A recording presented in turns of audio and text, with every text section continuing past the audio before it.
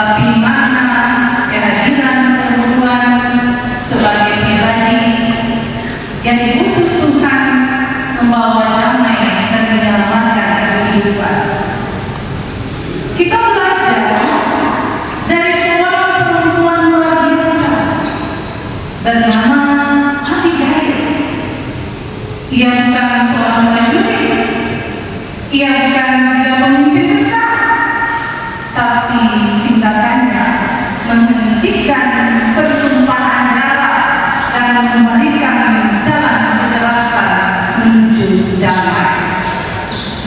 Hari ini kita bertanya dalam ibadah syukur ini, pada waktu ini dan momen ini, kepada diri kita masing-masing, apakah saya sebagai perempuan, sebagai ibu, saudara, anak, pemimpin, pelayan, sudah menjadi pembawa damai dalam keluarga, jemaat dan masyarakat dengan kearifan yang Tuhan berikan.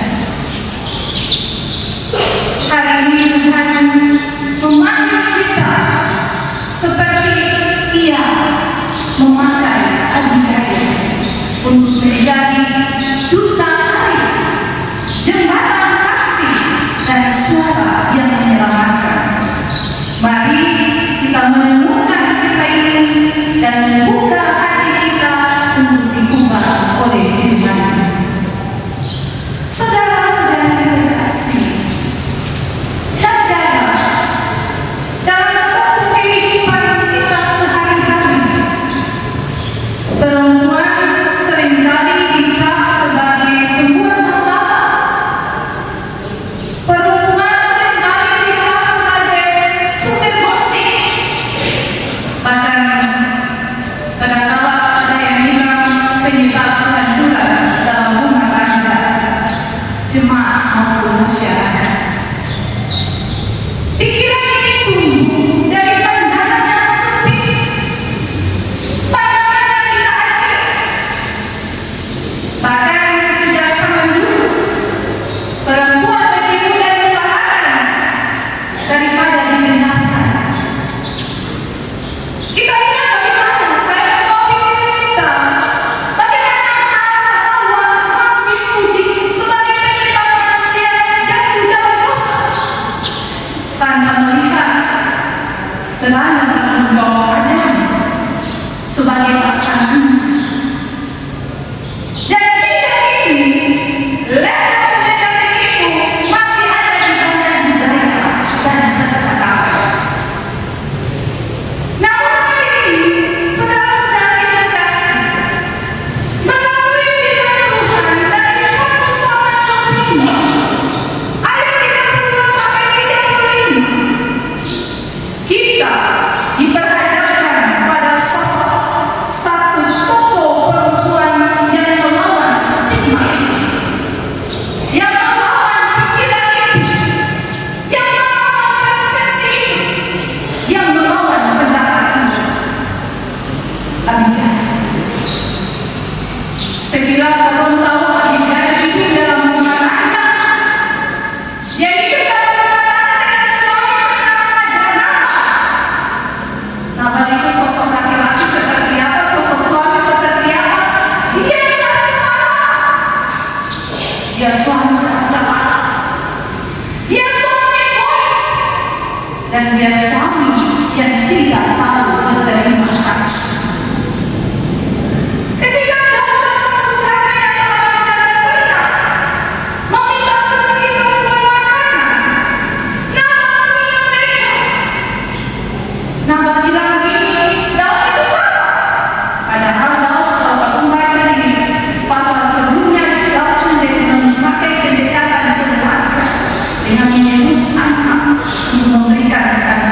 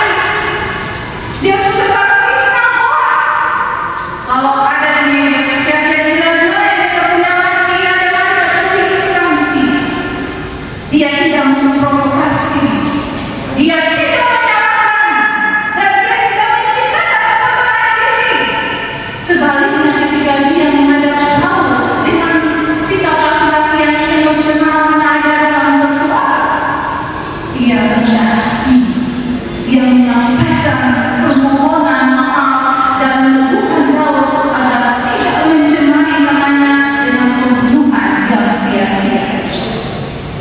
Saudara-saudara, tindakan Abigail sebagai perempuan bukan hanya membunuh tangannya, tetapi juga dia mau menaruh positif kepada orang lain. Meskipun bukan pembunuhan sama suaminya tidak melakukan ajaran sebagai pendamping hidup. Yang dimaksud kita bawa dalam bahasa keturunan suami tetap suami.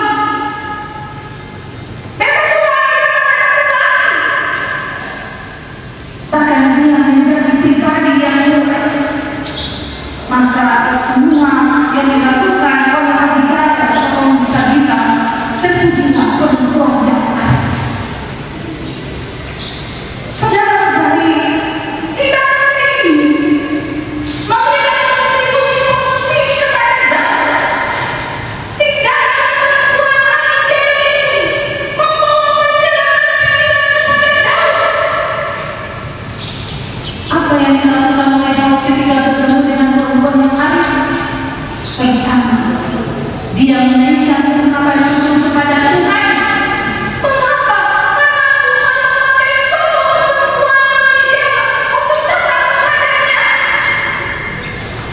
untuk membuat dirinya syukur agar tidak melakukan tindakan pembunuhan yang dapat merugikan dirinya sendiri. Daud mendengar suara perempuan yang arif dari perpanjangan tangan. Maknanya bagi kita semua, bagaimana perempuan? Sebenarnya dia pikiran perempuan, bagaimana pikiran perempuan? Kontribusi pikiran perempuan dari Abigail mulai dalam menyelesaikan konflik.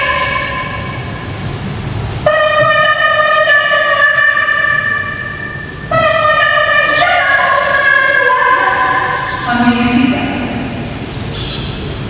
Kalau suku genosida, dia sebagai perempuan mampu meredam terjadinya pembunuhan. Maknanya bagi kita, suara dan pertimbangan perempuan mampu mempengaruhi keputusan seorang laki-laki. Yang memang apalagi kalau laki-laki itu sudah mendengar perempuan itu dia punya keadaan yang biasa atau bahwa dasar dirinya untuk lebih baik, dia akan menerimanya. Dan ini terjadi pada Abigail dan Daud. Saudara-saudara dan teman-teman, sumber masalah dalam keluarga bukan saja perempuan, tapi bisa laki-laki. Sumber masalah dalam lingkungan sosial bukan saja perempuan, tapi laki-laki juga. Dengan sifat seperti Nabal yang karakter tadi tanpa pemaaf, seperti Daud yang emosional, yang dapat menghalalkan kekuatan fisiknya karena punya emosionalnya. Tapi tidak semua laki-laki lainnya tersinggung Daud. Masing-masing mempunyai karakter. Dari cerita ini ada makna yang dapat terwujud dalam kehidupan sebagai warga gereja dan perempuan gereja. Pertemuan antara Abigail dan Daud sebenarnya membangun kemitraan untuk apa? Untuk saling terbuka dengan memiliki hati yang luas dan menerima kita dari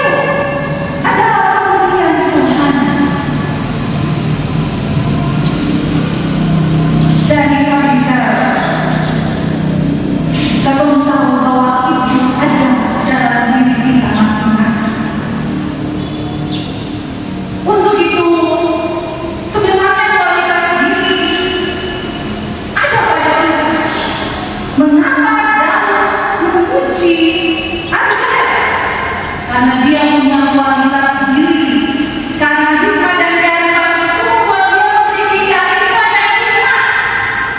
Dia menunjukkan kualitas diri bukan saja sebagai seorang perempuan yang cantik yang molek, tapi dia punya inner beauty, kearifan yang tumbuh yang keluar dari dalam dirinya, dan itu menjadi pujian bagi semua orang, pujian bagi laki-laki dan pujian bagi perempuan. Jadi itu sesuatu yang luar biasa. Kecantikan dari luar tanpa diiringi dengan kecantikan dari dalam tidak akan berfaedah. Untuk itu sebagai orang-orang yang percaya kepada Tuhan, hal yang menuntut yang minta dari Tuhan, tulus dari Tuhan, minta yang memberikan hikmat supaya kita memiliki kearifan dalam hidup kita, dalam persekutuan, dalam Tuhan dan manusia. Karena itu hari kita akan melaksanakan buku pelajaran keempat PPR. Kita wadah ini akan terus mengembangkan hidup perempuan yang tampil sebagai pemberi solusi. Kita dalam ini akan membawa perempuan-perempuan gereja untuk tampil sebagai pemberi solusi, bukan pembuat masalah. Dan marilah kita menjadikan wadah ini sebagai komunitas problem perempuan untuk pemulihan hak dan martabat manusia. Tapi ingat, yang sombong, karena kearifan itu harus ada dalam kerjasama antara laki-laki supaya kita